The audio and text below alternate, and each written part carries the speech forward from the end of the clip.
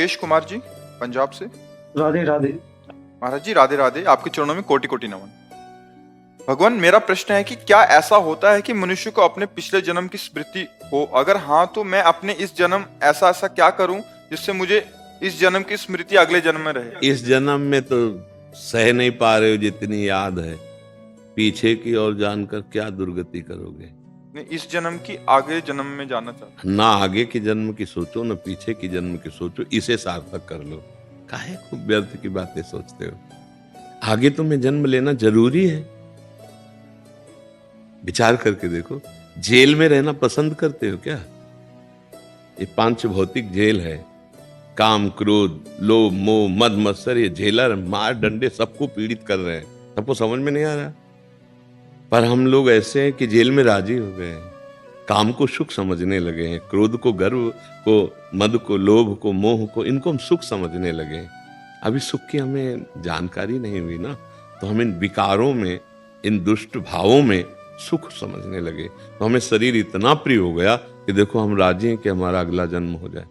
हम इस बात के लिए राजी हैं हमारा अगला, फिर हम जेल में भर्ती हो जाएं, फिर जेल में बंद हो जाएं। ये शरीर को मांगने का मतलब जेल मांगना नहीं। अगर हम इस जेल संसार रूपी दुखालय में भेजे भी जाएं, तो कर्म बंधन से मुक्त होकर आऊं और दूसरे को कर्म बंधन से मुक्त करने वाला बनूं। आप तो कर्म बंधन में बंधने की बात सोच रहे हैं। क्यों? आप बताइए, अपने विचार प्रकट कीजिए।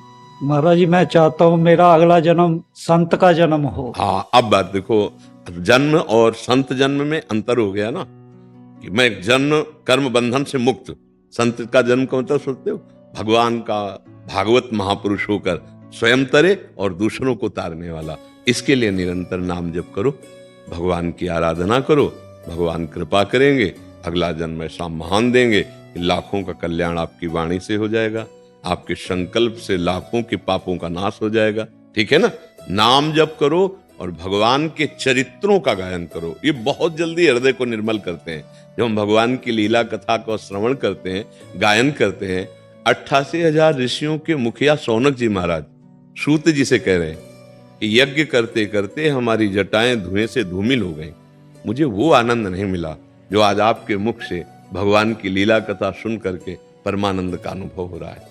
तो भगवान की लीला कथाओं को गाओ, भगवान की लीला कथाओं को सुनो और नाम जप करो और दूसरे के प्रति अच्छा व्यवहार करो।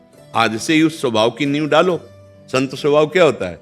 संत सरल चित, जगत हित, जान स्वभाव स्नेह। संतों का चित्त जो होता है वो जगत हित के ही चिंतन में लगा रहता है। जैसे माता पिता का चित्त अपने बच्चों के चिंतन में लगता है, ऐसे संतों का चित्त होता है कि कैसे कल्याण हो, सब कैसे सुखी हो जाए। संत सरल स्वभाव के होते हैं, उनका चित्त दूसरों को सुख प्रदान करने वाला होता है और उनके स्वभाव में एक बहुत मृदुता होते हुए भी अंतर है। जैसे गोस्वामी जी ने लिखा कि संत का जो हृदय है वो मक्खन के समान कोमल होता है। फिर सोचा इसमें तो बहुत बड़ा दोष हो गया।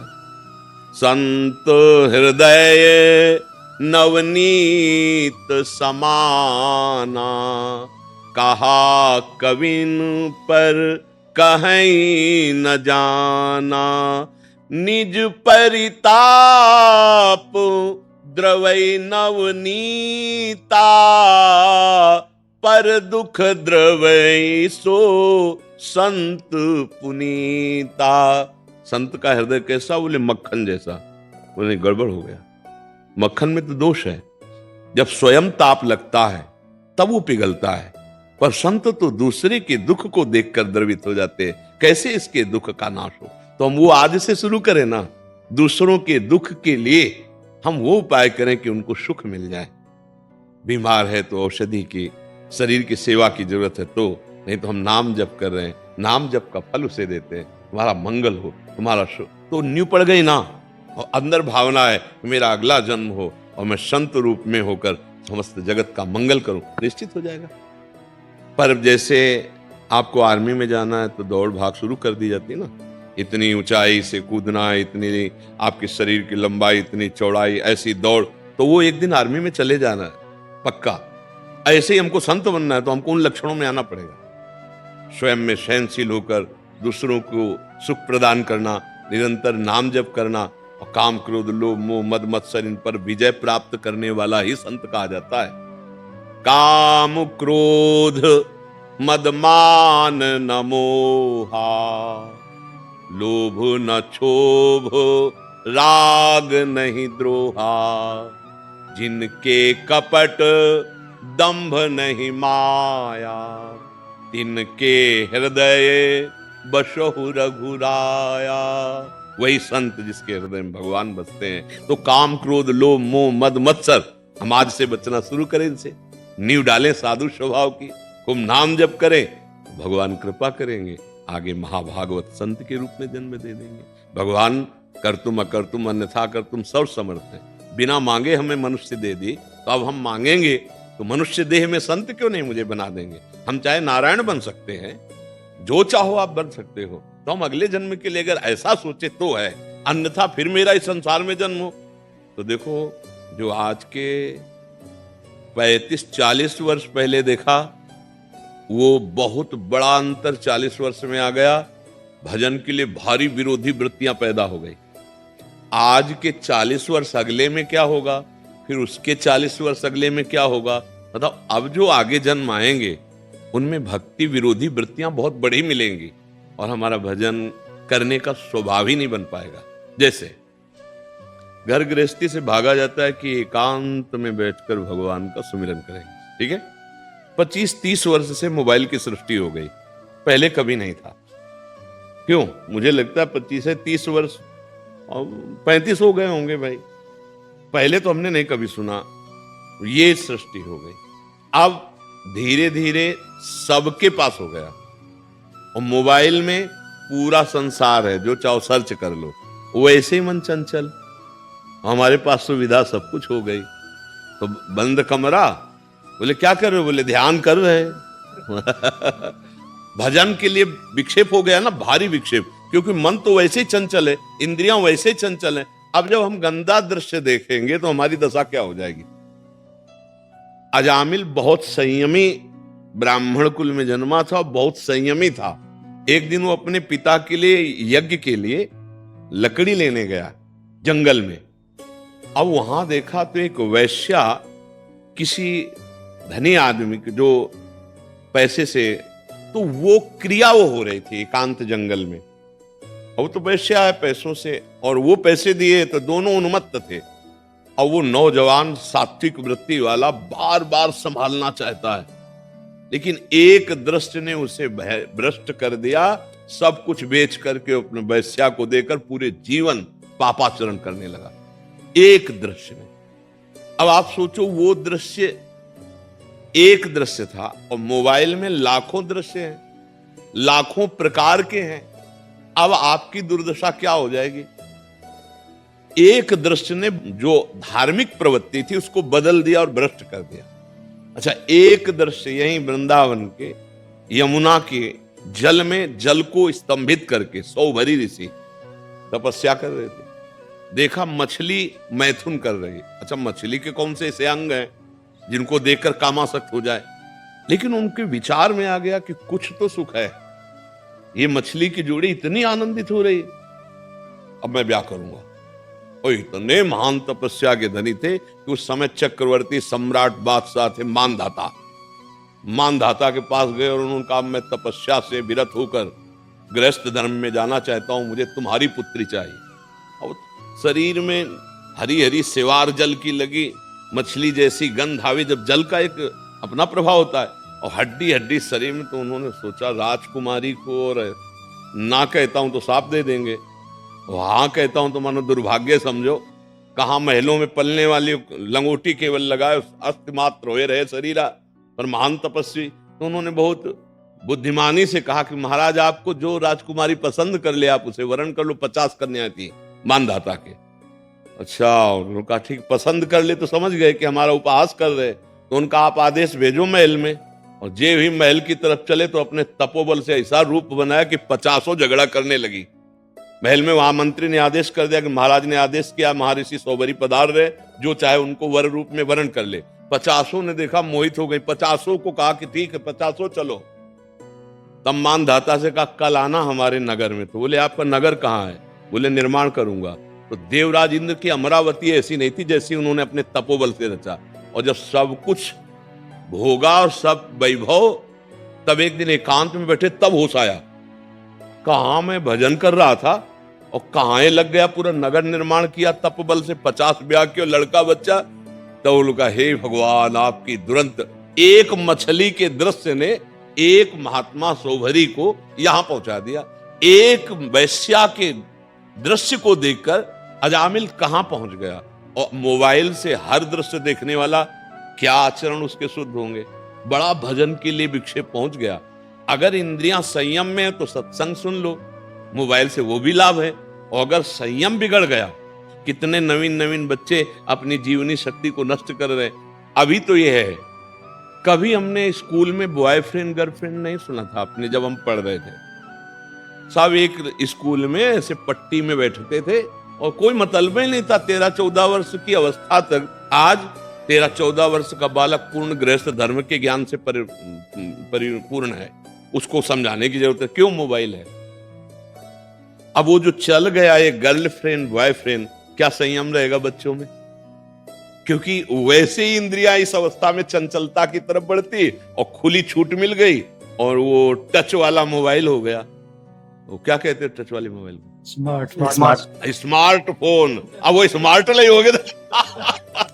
तो इस अभी 40 साल के अंतर्गत हम बता रहे कि साधना में भारी विक्षेप देने वाली माया ने अपनी चाल चल दी। हर जेब में मोबाइल मिलेगा। अच्छा, अब हम लोग अपनी वृत्ति को अंतर्मुख करके शांत करके प्रभु में लगाना चाहते हैं, वो जेब में पड़ा है, कुन किसका मैसेज है? अपने माँ को छोड़ा, पिता को छोड़ा, सारे संबंधों को छोड़ा प्रभु के लिए। लेकिन अब भक्तों के मैसेज, अरे सिराने रखे, कुन से हो किसका है? अब वो अंतर्मुख हो पाएगा, वो परमात्मा साक्षात्कार कर पाएगा, क्योंकि वृत्ति तो बहिर्मुख हो रही है हर समय। और कैसे हो? बोले बढ़िया। नहीं और, अब नहीं ना, और कैसे हो? अब और में कितना और बोलता चला जाए। अब फालतू में समय घंटों कान में। अब बताओ ध्यान होगा भगवान का? अब जब बात किया कान में तो सुन रहे हैं, उत्तर दे रहे हैं, इसके बाद चिंतन होगा उसका। यही तो छोड़ने के लिए हम परमार्थ में आए थे और यही हमने पकड़ लिया। अब कैसे सिद्धि होगी, कैसे भगवत साक्षात? तो आगे हमें ऐसा संग मिले कि खूब भजन बन जाएगा, बहुत मुश्किल है। इसलिए अभी भजन कर लो। अभी बच्चा है, 5000 वर्ष के ऊपर ही अभी है कलयुग। 4,32,000 वर्ष की आयु है। थोड़ा घुटने से खड़ा होने दो इसको। बाप भ्रष्टाचारा सब संसारा, धर्म सुने नहीं काना, कलिकाल बिहाल किए मनुजा ने माने को अनुजा तनुजा। जो शास्त्रों में लिखा है वो सब शुरू हो गया है, थोड़ा थोड़ा शुरू हो गया। जो इतने पवित्र भाव है जहां कोई गुंजाइश ही नहीं है, कोई गुंजाइश नहीं है, वहां दोष क्रियाएं होने लगेंगी नहीं। आगे चल करके हमारी बुद्धि इतनी भ्रष्ट हो जाएगी कि हम ये समझ नहीं पाएंगे कि धर्म किसे कहते हैं, अधर्म किसे कहते हैं। तो आप समझो, अभी 5000 वर्ष हुए हैं कलयुग के, 4,32,000 वर्ष की आयु है। अभी तो 4 लाख पूरे छोड़ दो, 32,000 वाला भी ले आएगा। और 32,000 जब हो जाएगी तो क्या होगा? 32 ही तोड़ देगा सबकी। ऐसे आचरण करवाएगा ना कि धर्म विरुद्ध आचरण होगा। ऐसा कभी नहीं देखा गया जैसा अब हो रहा है। कितनी सहनशीलता और धैर्यशीलता साधारण लोगों में थी। माता पिता ब्याह तय कर दिए, ना बेटे ने बहू को देखा है ना बहू ने पति को देखा है। दोनों वो तब देखे जब घर आ गए हैं, और आजीवन के लिए दोनों का बंधन बंध गया और दोनों बड़े धैर्य से परिवार का पालन। और आज क्या है, जब ये बॉयफ्रेंड और गर्लफ्रेंड है और इसके बाद ब्रेकअप भी है और नया बॉयफ्रेंड है, तो अब हमारी समझ में नहीं आता कि वो पातिव्रत धर्म कैसे चलेगा। वो एक पत्नी व्रत कैसे रह पाएंगे, मतलब प्रेम कैसे हो पाएगा, कैसे प्रेम हो पाएगा। ये बड़ी समस्या आ रही है, बड़ी समस्या आ रही है, जिसका समाधान अब बड़ा मुश्किल है। अगर आपका पति पत्नी पर प्रेम नहीं, विश्वास नहीं, तो गृहस्थ कैसे चलेगा? देखो कैसी बुद्धि खराब होती चली जा रही। हर जगह से सुरक्षित मां के चरणारविंद हैं, और मां के चरणों के समीप बालक सुरक्षित नहीं तो कहां। ये तो बाहर की बात, अंदर की बात आ जाओ। मां का गर्भ सबसे ज्यादा सुरक्षित है। लेकिन माँ का गर्भ भी बालक जो गर्भस्थ शिशु है, बोले क्या है, बोले कन्या है, बोले हटा दो। क्या है, बोले थोड़ा कमजोर है, बोले थोड़ा दिमाग कमजोर हो सकता है या अंग कमजोर, बोले हटा दो, हम दूसरा कर लेंगे। ये महापाप, भ्रूण हत्या, गर्भ हत्या, तो ये सब क्या करेगा, ये विध्वंस कर देगा परिवार में। ये जब अपना स्वरूप लाएगा तो ये सब आतंक फैला देगा, हमारे दिमागों में आतंक, हमारे हृदय में आतंक। इसलिए हम सबसे प्रार्थना करते हैं, नाम जप करो, भगवान के आश्रित रहो, अपने कर्तव्य का पालन करो, तो ये जन्म तुम्हारा पवित्र हो जाए और भगवान को प्राप्त हो जाओ। अगर भगवान कृपा करें आगे जन्म दें तो जीवन मुक्त महापुरुष का जन्म दें कि हमें कोई कर्म बंधन न सताए, हम दूसरों को कर्म बंधन मुक्त करने वाले बने। ये तो बातें वो कहा, इस प्रपंच में ना फंसे तो बहुत अच्छा है। अब हमें मुक्त होने की इच्छा हो जानी चाहिए कि बहुत भोग लिया, बहुत देख लिया, अब मैं भगवान का नाम जप करके भगवान की प्राप्ति चाहता। सोच पा रहे हैं आप? महाराज जी, इच्छा तो मुक्त होने की ही है, जी। पर अपने आचरणों से लगता है भी शायद वैसे लोहा कभी सोना नहीं बन सकता, पर पारसमणि छू जाए तो बन जाता। समझ रहे ना? हाँ, तो हम तो ऐसे ही हैं, पर हमारे पारसमणि है गोविंद, हमारे पारसमणि है गुरु।